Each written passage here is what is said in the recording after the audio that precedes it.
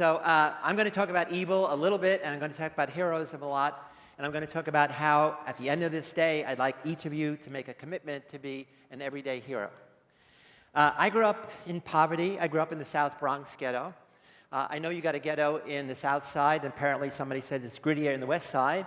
Let's hear from South Siders and West Siders out there. All right. But if you grow up in the inner city, there's temptation around you of all kinds to do anything for money. And I had lots of friends who were really good kids who did really bad things. The other thing about inner city, it's ugly. There are no trees, there's no flowers. And the problem is the ugliness in the environment, you have to prevent from coming into your spirit. Because you don't want that ugliness, because the ugliness breeds hate and hopelessness. And really what you want to live a life is full of love and hope. So what happened is, in that ghetto, there are agents of the devil, always there to seduce good kids to do bad things. And some of you know that I studied in my research, and I wrote a book called Lucifer Effect, how easy it is for good people, even good, intelligent college students, to be seduced to do bad things in certain situations. But that's the old me.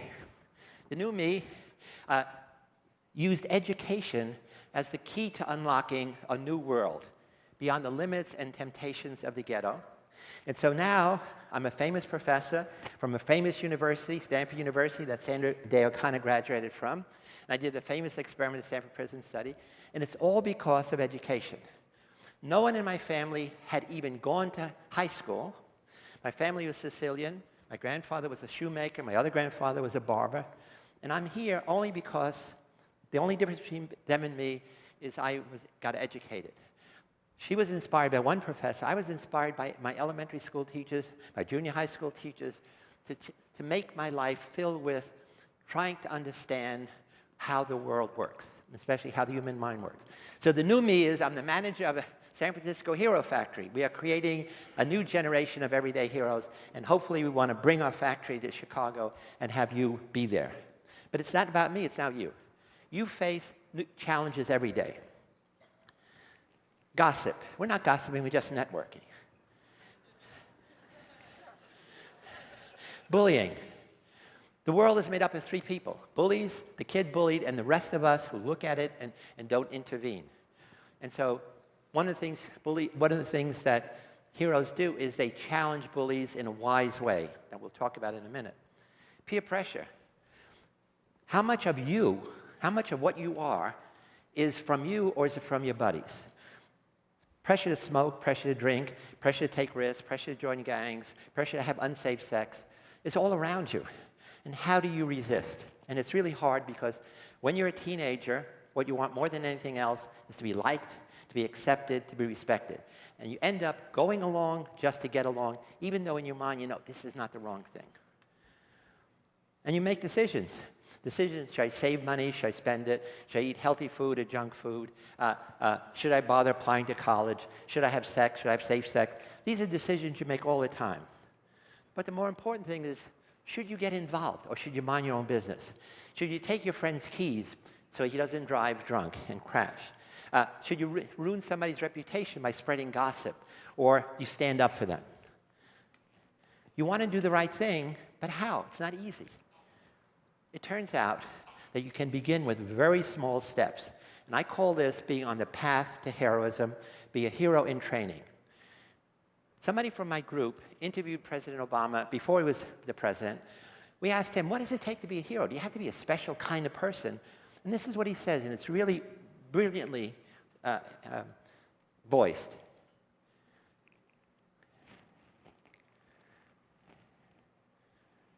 You know, what's remarkable about history is ordinary people doing extraordinary things. Last year Rosa Parks passed away. And I remember sitting on this stage with world leaders and Bill Clinton and senators and governors and thinking we were all paying homage to a seamstress who had transformed the country and helped transform the world.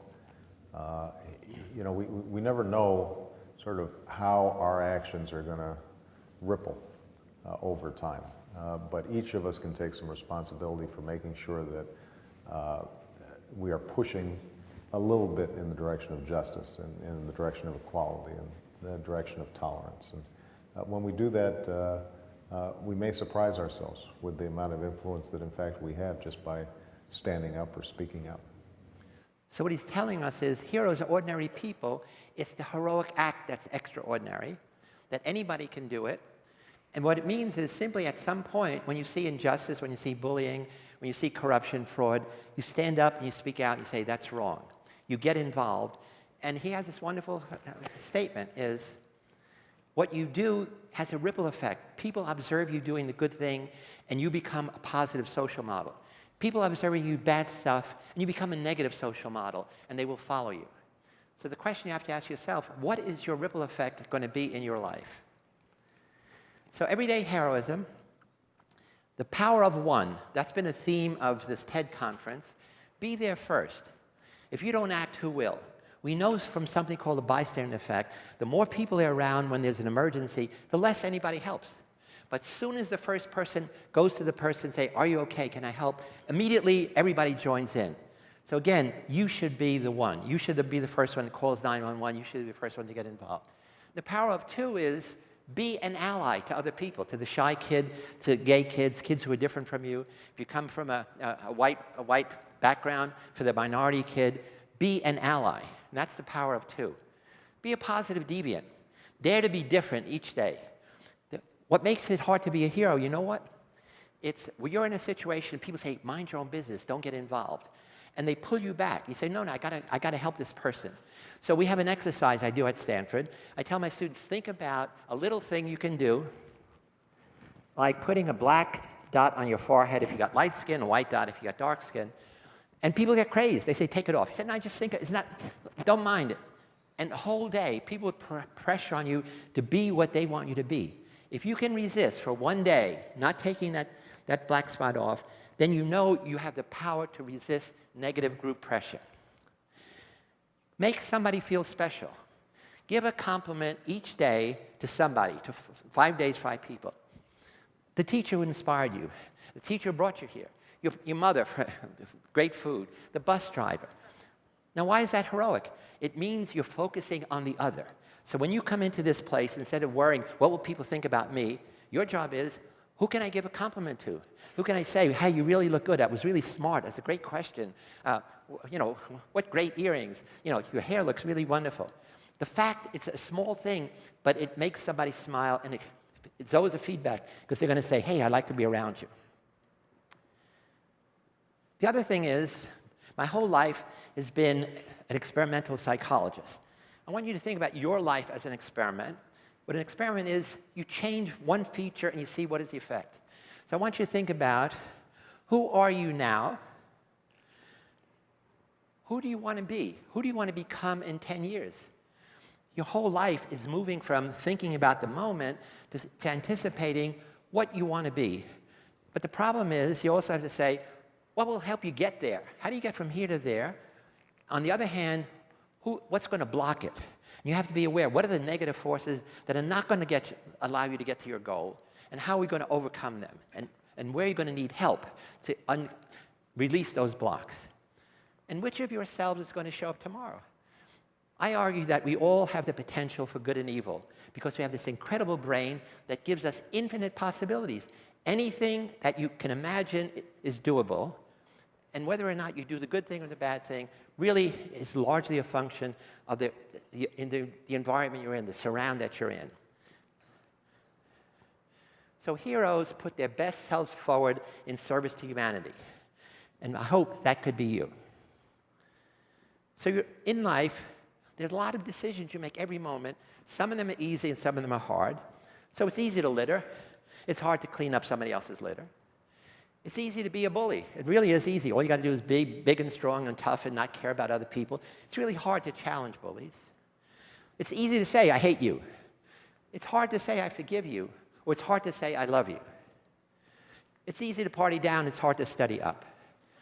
It's easy to react to situations. It's hard to stop, press the pause button, and reflect and say, what should I do, rather than you're always in fast forward. The problem with many of us, we live for the moment rather than we plan for the future. We call it being present hedonistic versus future-oriented. You cannot succeed in life unless you develop a healthy sense of the future. Meaning every time you make a decision, you have to say, what are the costs and what are the gains? It's called contingency planning. And if the costs outweigh the gains, you don't do it. If the gains outweigh the costs, you do it. If you're present-oriented, if you're present hedonistic, the only thing that determines your decision is not the future. It's what other people are saying, what you're feeling, what the thing is like. Does it taste good, smell good, feel good? And you make that decision. And that's the path to all addictions.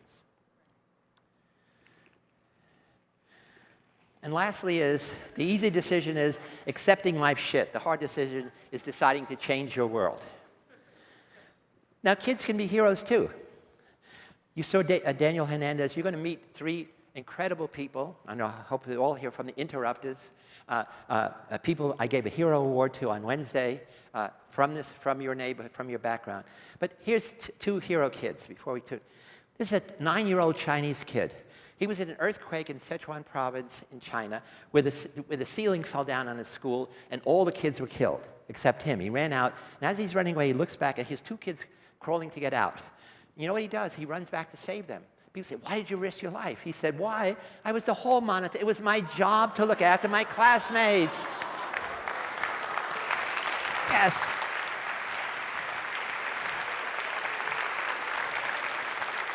So that's what I call putting the heroic imagination, the mindset you have that I'm a hero in training, I'm a hero in waiting, and when the opportunity comes, you move to action. You heard President Obama talk about Rosa Parks, the hero of civil rights. Her action changed desegregation in the South. It turns out that this young girl, 15-year-old Claudette Colvin, 9 months before did the same thing. She refused to yield her seat to a white woman. She was put in jail, and she said, it's my constitutional right. But because she was young, they didn't honor her as a hero, which they should have done. I want to mention one last thing. In our program, we train kids through videotapes that are available online to understand the power of the dark side. And again, it's this bystander effect. He's riding on a bus, Philip Johnson, again, a kid from a ghetto school in Oakland, California, and a kid has an asthmatic attack. Hard to breathe. People are saying, throw him off the bus, he's irritating us. Instead, Philip goes to the kid and said, what's wrong? He said, I don't have my inhaler. So he tells the bus driver, pull over when you see a pharmacy. He takes the kid off, they get an inhaler, he takes the kid home, and the kid survives. He saves a life. And he said, I was just enacting the bystander lesson I learned in your program. And so this is the first demonstration we have that it works. So the world needs more heroes, and it needs you. And you know that Yoda says, do or do not, there is no try.